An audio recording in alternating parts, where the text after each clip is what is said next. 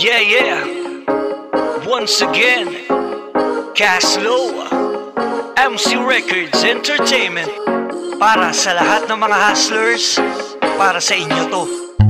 Sa mundong to na minsan talaga mapaglaro, kung minsan ay naiisip mo na sumuko dahil nga napapasubo ka na sa hirap ng buhay, walang patunay, lagi ka na lang ganyan. Isang kahig, isang tuka kahirapan ay di mo maiwasan. Baka naman makaranas ng konting ginhawa, lagi mong dalangin, kaso nga lang sa sarili mo di mo magawang maging masipag. Kaya alanganin, kaya gising na, ito ang pagkakataon, tara pagsipagan, gawin mo na. Kumilos ka kapatid, ipakita mo na hustler ka. Sa mundong mapaglaro, hanggang kailan ka nakayuko?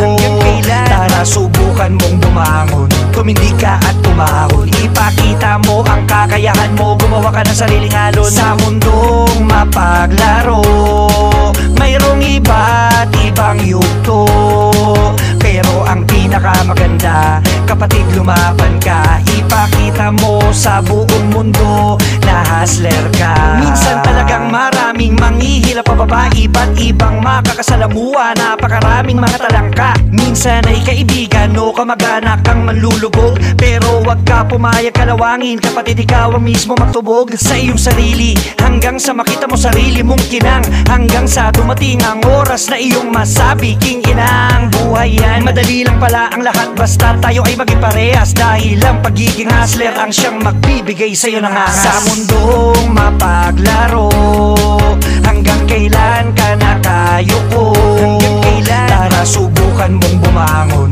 tumindi ka at tumahon. Ipakita mo ang kakayahan mo, gumawa ka ng sariling alon. Sa mundong mapaglaro, mayroong iba't ibang yugto, pero ang pinakamaganda, kapatid lumaban ka. Ipakita mo sa buong mundo na hustler ka.